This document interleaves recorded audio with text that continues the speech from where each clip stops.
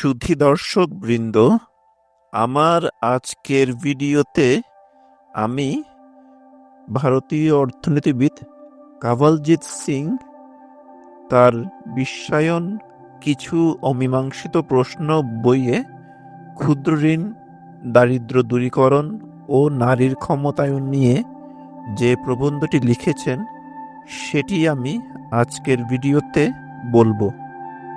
একদিকে অর্থনৈতিক অগ্রগতি ও সমৃদ্ধি অর্জনের জন্য আর্থিক উদারীকরণের উপর জোর দেওয়া হচ্ছে, অন্যদিকে আবার দারিদ্র্য দূরীকরণ ও উন্নয়নের জন্য ক্ষুদ্র ঋণকেই একমাত্র মহৌষধ হিসেবে বলা হচ্ছে। যা হোক, দারিদ্র্য দূরীকরণের ক্ষেত্রে ক্ষুদ্র ঋণের সাফল্য খুব সীমিত। দারিদ্র্য দূরীকরণের সাফল্য কেবলমাত্র ক্ষুদ্র ঋণের উপরই নির্ভরশীল নয়, ক্ষুদ্র ঋণের পাশাপাশি আরও বহুবিধ উন্নয়নমূলক কর্মকাণ্ডের প্রয়োজনীয়তা রয়েছে। কিন্তু এসব কর্মকাণ্ড বা নীতিমালা কাঠামোগত সমন্বয় কর্মসূচির অধীনে নেওয়া সম্ভব নয়।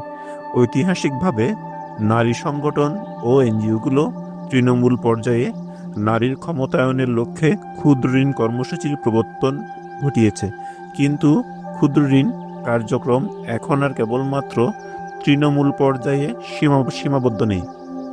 এটা এখন প্রায় 10 বিলিয়ন মার্কিন ডলারের এক বৈশ্বিক প্রতিষ্ঠান হিসেবে বিকাশ লাভ করেছে।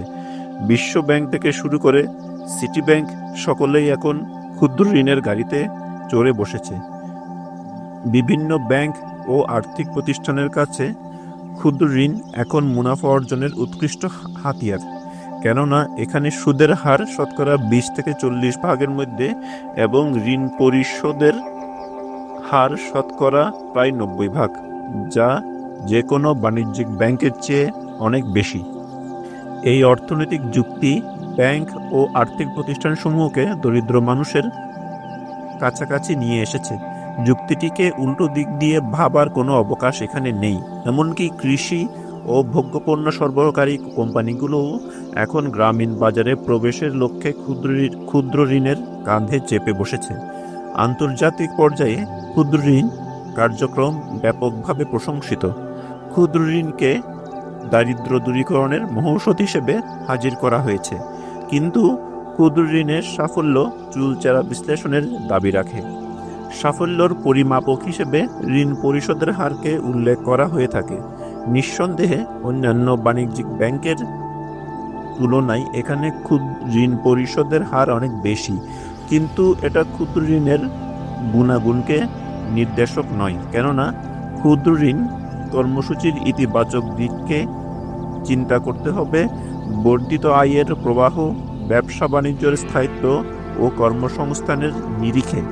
যেহেতু ঋণ পরিশোধের বিষয়টি হলো মূল বিষয়, তাই ঋণের গুণগত দিক এবং বিস্তৃত পরিসরে এর আর্থসামাজিক অভিঘাতের বিষয়গুলো ঋণদাতা গোষ্ঠীর দৃষ্টির বাইরে রয়ে গেছে। ক্ষুদ্র ঋণের উদ্ভাবকদের মধ্যে বাংলাদেশের গ্রামীণ ব্যাংক হলো অন্যতম।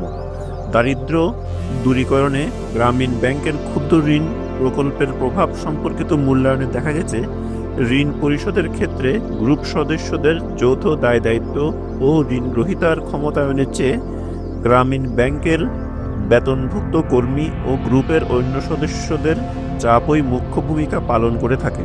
অথচ গ্রুপ সদস্যদের মধ্যে যৌথ দায় দায়িত্বের বোধ সৃষ্টি ও গ্রহীতার ক্ষমতায়ন নিশ্চিত করার বিষয়গুলোই ছিল গ্রামীণ ব্যাংকের আদি উদ্দেশ্য। যা হোক, চাপের মুখে নারী গ্রহীতারা নিজেদেরকে পুনরাবৃত্তিমূলক ঋণ চক্রে নতুন আরেকটি ঋণ গ্রহণের মধ্য দিয়ে পুরাতন ঋণ পরিশোধ করা, জড়িয়ে ফেলার মধ্য দিয়ে ঋণ পরিশোধের পথ বেছে নেয়। ফলে ঋণের বোঝা ক্রমশ বাড়তে থাকে। এই বর্ধিত ঋণের বোঝা পরিবারে মারাত্মক টানাপোড়েন সৃষ্টি করে। এক নতুন ধরনের সামাজিক আধিপত্যর জন্ম হয়, যার ফলস্বরূপ নারীর উপর সহিংসতাও বেড়ে যায়। তথ্যভিত্তিক গবেষণায় দেখা গেছে, সবচেয়ে দরিদ্র নারীরা বেশিরভাগ ক্ষেত্রেই এই ক্ষুদ্র ঋণ পায় না। নির্দিষ্ট আয় ও অপেক্ষাকৃত সম্পদশালী এক গোষ্ঠী ক্ষুদ্র ঋণের বড় অংশটি হস্তগত করে। তাছাড়া গবেষণায় আরও দেখা গেছে, দরিদ্র নারীরা ব্যবসা বাণিজ্যে বিনিয়োগের বিপরীতে ক্ষুদ্র ঋণের বেশিরভাগটা ভোগের জন্য প্রয়োজনীয় উৎপাদনের, যেমন খাদ্য, স্বাস্থ্য, বস্ত্র, বিবাহ, উৎসব ইত্যাদির পেছনে ব্যয় করে ফেলে। এর ফলে ক্ষুদ্র ঋণের আসল উদ্দেশ্য অর্জিত হয় না। আরেকটি উল্লেখযোগ্য দিক হলো যে ক্ষুদ্র ঋণ প্রতিষ্ঠানগুলো দাতা গোষ্ঠীর উপর ব্যাপকভাবে নির্ভরশীল। দাতা গোষ্ঠীর সহযোগিতা ছাড়া এ ধরনের খুব কম সংখ্যক প্রতিষ্ঠানই স্থায়িত্ব লাভ করতে পেরেছে। বরং দেখা যায় দাতা গোষ্ঠী বর্ধিত হারে ক্ষুদ্র ঋণ কর্মসূচির বিস্তৃতি ঘটিয়েছে। এর ফলে ক্ষুদ্র ঋণ প্রতিষ্ঠানগুলোর দীর্ঘমেয়াদী স্থায়িত্বের বিষয়টিকে মারাত্মক প্রশ্নের মুখে দাঁড় করিয়ে দিয়েছে। ক্ষুদ্র ঋণদাতা গোষ্ঠী উচ্চ হারে শতকরা 12 থেকে 36% সুদ নেওয়া সত্ত্বেও দাতা গোষ্ঠী এখনও এই প্রক্রিয়াকে উৎসাহিত করে চলেছে। সে কারণেই একটি যথোপযুক্ত নিয়ন্ত্রণ কাঠামো সৃষ্টি করা জরুরি। অন্যথায় এই প্রতিষ্ঠানগুলো জবাবদিহিবিহীন, শোষণমূলক, সংগঠিত সুদ ব্যবসায়ী প্রতিষ্ঠান হিসেবে আবির্ভূত হবে। এ ধারণা নিতান্তই ভুল যে ক্ষুদ্র ঋণ হল দারিদ্র দূরীকরণের একমাত্র মহৌষধ। ক্ষুদ্র ঋণের প্রবক্তারা মনে করেন দারিদ্র হল নগদ অর্থের প্রবাহজনিত একটি সমস্যা, তাই তারা ক্ষুদ্র ঋণ প্রদান ও আয় বৃদ্ধিমূলক কর্মসূচির মধ্যেই দারিদ্র সমস্যার সমাধান খুঁজে পান। নারীর মধ্যে দারিদ্র্যের বিষয়টিকে কেবলমাত্র নগদ অর্থপ্রবাহের ঘাটতি দিয়ে ব্যাখ্যা করা যায় না, বরং এটি গভীরভাবে সম্পৃক্ত রয়েছে সম্পদের বৈষম্যমূলক বণ্টন, অসম ক্ষমতা সম্পর্ক, নিরক্ষরতা, স্বল্প মজুরি, উন্নয়ন ব্যয় কর্তন এবং দরিদ্র বিরোধী সমষ্টিক অর্থনৈতিক নীতিমালার সাথে। এগুলি দরিদ্র নারী জনগোষ্ঠীর উপর মারাত্মক নেতিবাচক প্রভাব ফেলে চলেছে। এখানে স্পষ্টভাবে বলা প্রয়োজন যে ক্ষুদ্র ঋণ কখনোই সামাজিক খাতে ব্যয় ও দারিদ্র দূরীকরণ কর্মসূচির বিকল্প হতে পারে না। সামাজিক পরিষেবা তুলে নেওয়ার ফলে যদি নারীদের দারিদ্র ও শ্রমঘণ্টার পরিমাণ বেড়ে যায়, তাহলে ক্ষুদ্র ঋণ কর্মসূচি কতটা উপকারে আসবে? আমরা বলছি না যে দারিদ্র দূরীকরণে ক্ষুদ্র ঋণের কোনো ভূমিকাই নেই, কিন্তু প্রশ্ন হলো শিক্ষা, স্বাস্থ্যসেবা, প্রশিক্ষণ এবং সন্তান লালন পালনের সুযোগ সুবিধা যদি না থাকে, তাহলে সামান্য কয়েকটি ডলার দিয়ে এই দরিদ্র নারীরা কতটুকুই বা করবে? নারীর ক্ষমতায়নের বিষয়টি ঋণ ও আয় বৃদ্ধিমূলক কর্মসূচির চেয়ে আরও বেশি কিছু। উদাহরণস্বরূপ, গ্রামাঞ্চলে নারীদের ক্ষেত্রে ভূমির মালিকানা ও নিয়ন্ত্রণের বিষয়টি খুবই গুরুত্বপূর্ণ, কেননা এটি শুধুমাত্র অর্থনৈতিক উন্নয়নেই বড় ধরনের ভূমিকা রাখে তা নয়, বরং নারীর সামাজিক ও রাজনৈতিক ক্ষমতায়নের জন্যও এটা গুরুত্বপূর্ণ। উল্লেখ্য যে ভূমির মালিকানা নিয়ন্ত্রণ রাজনৈতিক ও সামাজিক ক্ষমতার নির্দেশকও বটে।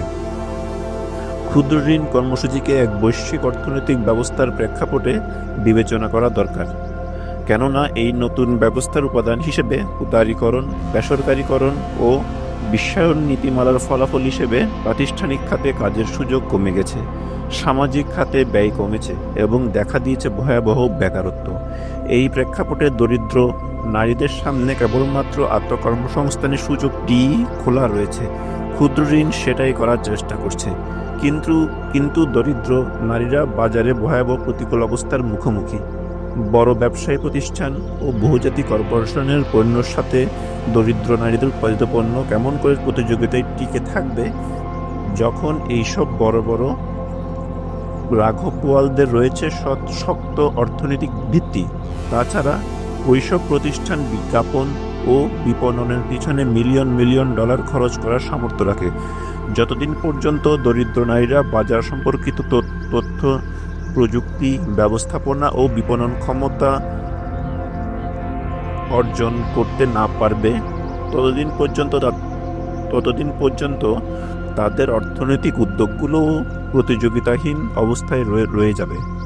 যেহেতু ক্ষুদ্র ঋণের কার্যকারিতা অন্যান্য উন্নয়নমূলক কর্মকাণ্ডের পরিস্থিতির উপর নির্ভরশীল, তাই ক্ষুদ্র ঋণের বিষয়টি বড়জোর একটি বৃহত্তর এজেন্ডার বিভিন্ন উপাদানের একটি হতে পারে। সুধী দর্শকবৃন্দ, আমার আজকের এই ভিডিওটি এখানেই সমাপ্ত হলো। যদি আমার ভিডিওটি আপনাদের ভালো লাগে, তাহলে আমার ভিডিওটিকে লাইক এবং কমেন্ট করবেন এবং আমার চ্যানেলটিকে সাবস্ক্রাইব করবেন।